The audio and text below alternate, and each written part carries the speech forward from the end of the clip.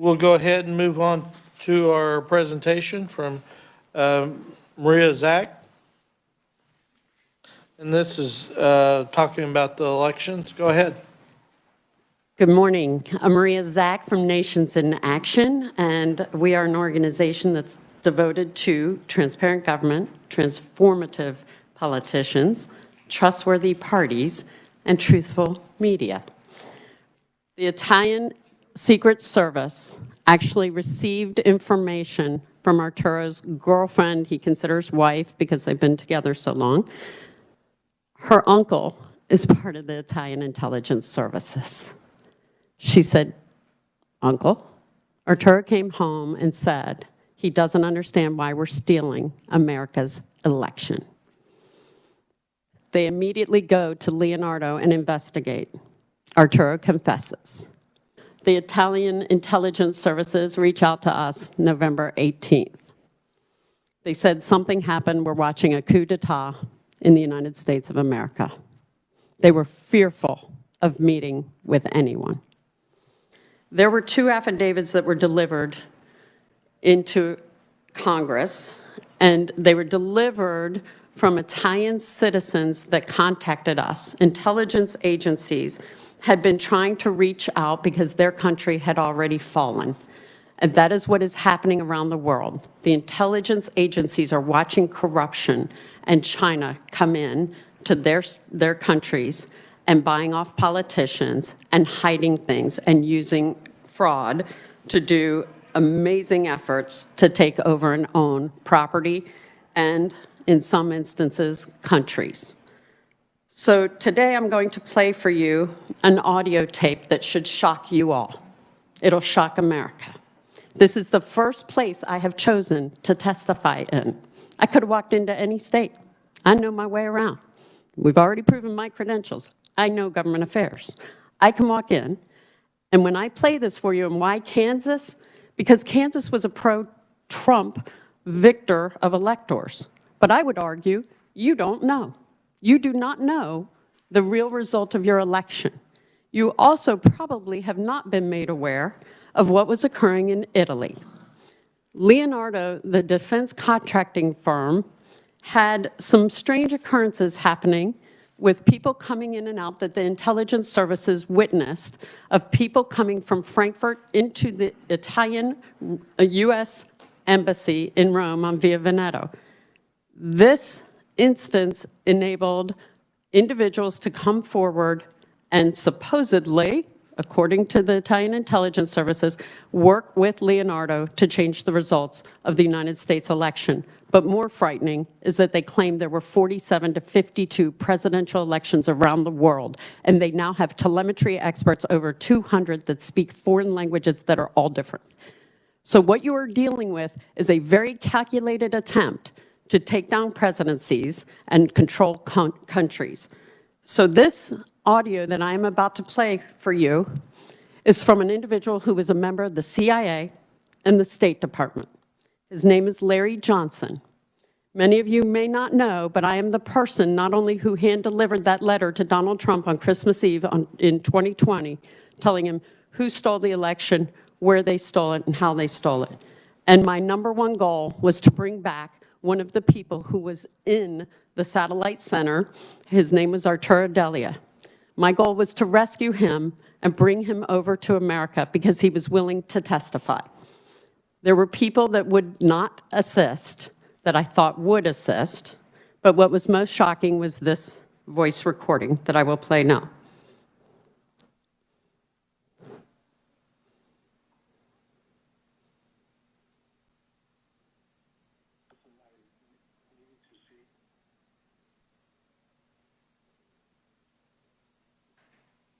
Maria, hi. Larry Johnson. We spoke yesterday. Listen, I needed to see if you would help us get in touch with the lawyer, because after you talked to him yesterday, he went missing. We have people in Italy now and are ready to have the person that's in jail. We've got a national security team that can extradite him and bring him back safely to the United States. So that's already lined up. There's no need for an airplane because the airplane is going to be provided, and witness protection. provided. If you could call me at your convenience, 301-442-5957. That's our United States government, supposedly, national security, that are going to go rescue Arturo Delia. Anyone know about that? Probably not. Anyone? Because most Americans had this truth hidden from them, that there was an operation, supposedly, but the number one thing that they were looking for in the beginning of that message was where the lawyers were and the people who did the affidavits who were being hunted to be killed. These are brave people around the world that are trying to tell the truth and having great difficulty with the United States government apparatus. Telling the truth is not easy, and people are risking their lives. So that was the transcript. So you ask, okay, what proof is there? Well, I would definitely consider that, sir, Mr. Chairman and members. That is called proof. That needs an investigation. Where is our law enforcement? It should be at the local, state, and federal levels immediately to investigate Larry Johnson and the activities that he did in the United States during this whole event. You know, everyone says if you see something, say something, right? We're all supposed to see something, say something, and then what happens? You get blasted. We had patterns of illegal activity across the country. We had people not matching signatures on the ballots. We had witnesses galore filling out affidavits. I'm so proud of the team at Nations in Action because they filed many, many, many affidavits. They saw the computers actually online and there are photographs. So if anyone says the machines weren't online, that is false. So these witnesses that have come forward have also identified over 35,000 illegal cross-county voting just in Georgia alone, and that relates to President Trump's talk with Secretary of State Brad Raffensperger, where he was saying, I know that there are votes there that were illegally cast. He was right. He is actually vindicated in the proof today because the cross-reference with the state documents and the U.S. Postal Service feed shows that these people did not live where they actually voted. Those votes should have never been counted. Now we have illegal votes that are cast using fake residences and business addresses, photocopied identical ballots in stacks fed into tabulators, and many fake, unfolded, unmailed absentee ballots. Of the thousands of affidavits just filed in Georgia alone, would you like to know how many arrests were made? Zero. Zero. All those great citizens who we ask to do us a favor and help us do our right to vote, to go and volunteer to work polls, had no assistance at all in having a free and fair election, and they witnessed the failures of America. So now you should be asking me, who are the people in Italy, Maria? Who are they that actually coordinated and conspired? Because this is where we really break things down and show you the proof of what occurred. Stefano Serafini on your left is actually a member of our State Department who retired just days before the election. It is said that he, in an intercept, it was picked up that he was retiring so he wouldn't lose his pension should he be caught. He was coordinating with General Claudio Graziano. General Graziano is also at the time, was the EU commander. And they were meeting across the street at the St. Regis Hotel, and it was with Ignazio Moncada, who is the CEO of Fatah, which is Fatah SPA, which is a subsidiary of Leonardo, one of the largest defense contracting firms in the world. They are the largest in Italy, and they receive numerous United States military and intelligence contracts. That should frighten everybody right now. Now, they were meeting in his hotel, and in March of 2020, they were coordinating this plan. The Italian intelligence services actually provided me with the cell phone number for the go order, and it goes to General Graziano. So then you ask, well, they concoct the plan, they have to go get the IT guys. Who's gonna do it? Well, they already had a guy. His name is Charles Robinson. He is a telemetry expert. He came in a week prior to the election of November 2020. He uploaded mil-spec software, and he had traveled from Frankfurt. He was working in there with Arturo D'Elia. He is an IT guru in Italy. He's known as the smartest. The Italian Secret Service actually received information from Arturo's girlfriend, he considers wife because they've been together so long. Her uncle is part of the Italian intelligence services. She said, "Uncle," Arturo came home and said he doesn't understand why we're stealing America's election. They immediately go to Leonardo and investigate. Arturo confesses. What they don't know, what Arturo doesn't know and anyone else, the Italian intelligence services, with the help of the Finanza Guardia, were conducting the investigation, and they said they were there to check for financial fraud. So they were checking all the other employees saying, "Hey, you got anything? What's going on around here? Any financial fraud?" And one guy was a little nervous and he said, "I don't have financial fraud, but something strange happened in the satellite center I'd like to confess." There was actually a second person in his name we had named Beta. Beta confessed to the Italian Secret Service, corroborating the entire story that Arturo D'Elia told to the intelligence services of Italy. This is Arturo. Arturo was hiding in the facility for 18 days while I tried to rescue him.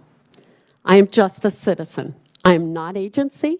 I shouldn't have to go do this for my country, but I will bleed for my country. And I had an opportunity to bring the witness and try to rescue him before he would be murdered leaving Italy. For 18 days, we hid him. And I personally funded and took money out of my retirement to do this.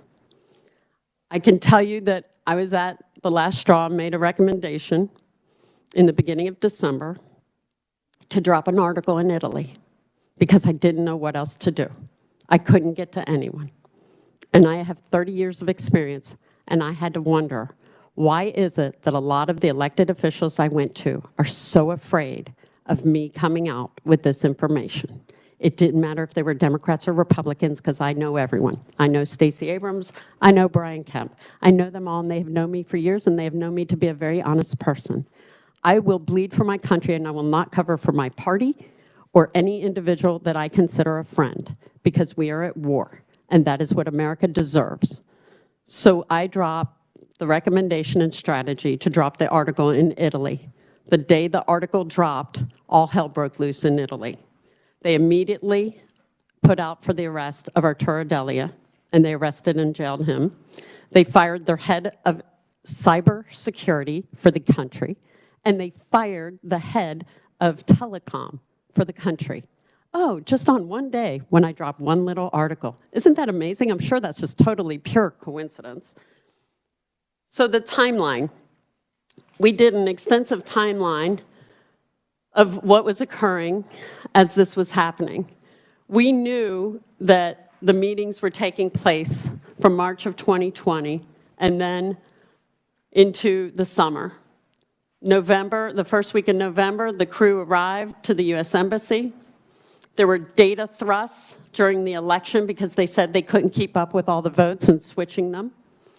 It was through the use of the Galileo satellite that was taken offline to load the mil-spec software. And let me make it very clear. I also own an IT company. I have friends who are both SEAL Team 6 former members that are communications and IT specialists. You have a document in your folder that explains how the satellites can be used. There are many methods. Anyone get Dish Network? Anyone get satellite TV? It's the same thing. So I'm going to make it real easy for you because I tell you, IT can be a bit complex. And so they loaded the software, they used it. Arturo goes home and tells his significant other. The Italian intelligence services reach out to us November 18th. They said something happened, we're watching a coup d'etat in the United States of America. They were fearful of meeting with anyone. The Italian government heads changed and did the arrests of the Sparkle Telecom and CERT. And then the CIA operatives fled immediately from the embassy the same day as the article dropping. That is not coincidence. This is one of the gentlemen, if you notice the sneaker, same guy. That picture is from the United States Rome Embassy. Nobody can get that picture unless you're Italian Intelligence Services. The camera is super high up. It is a secured facility, secured item. They sent me that photo. They were sending me documents and sending me photos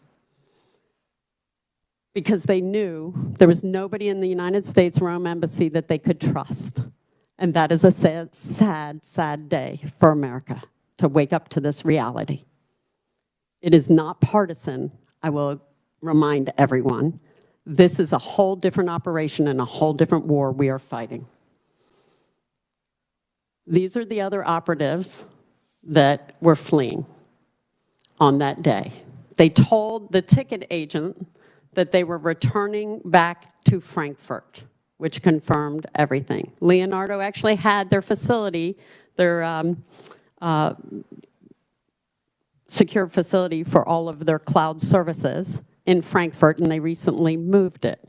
But at the time, it was in Frankfurt.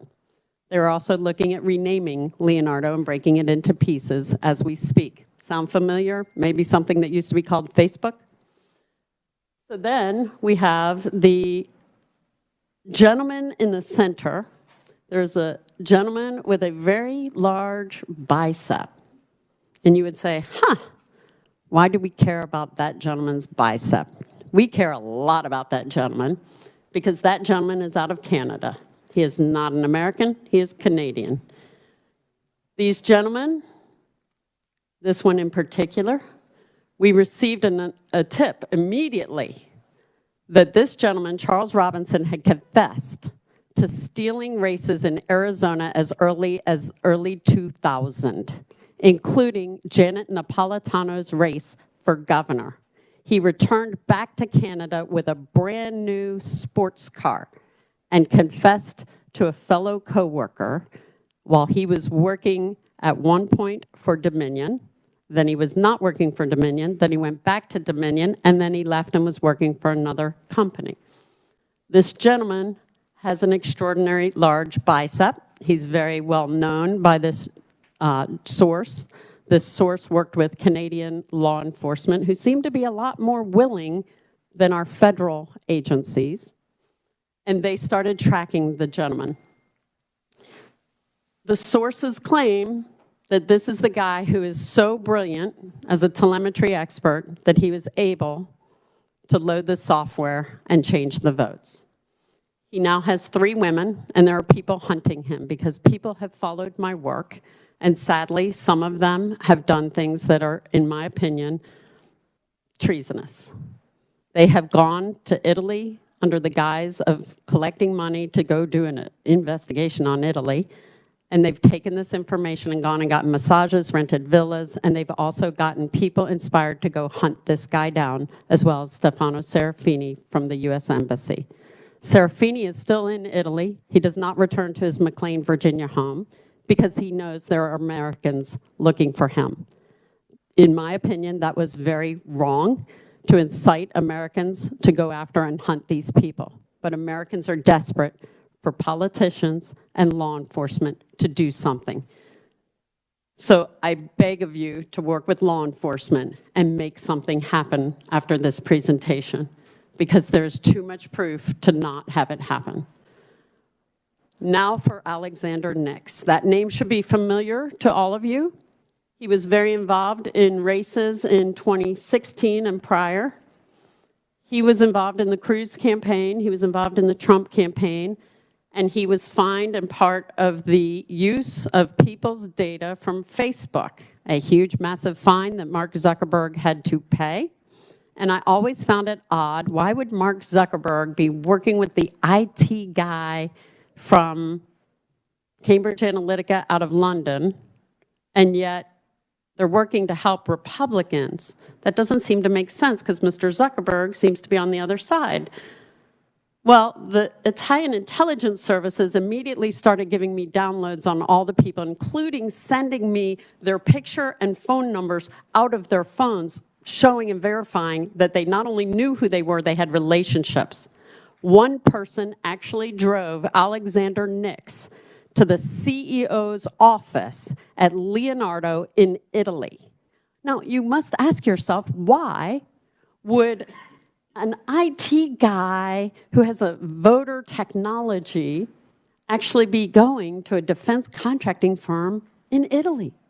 Doesn't make sense, does it? No, it doesn't. And so you have to ask, okay, so Alexander Nix, is he MI6 like the Italian intelligence services says? Was he in meetings in America with CISA, the security association that was ensuring our elections?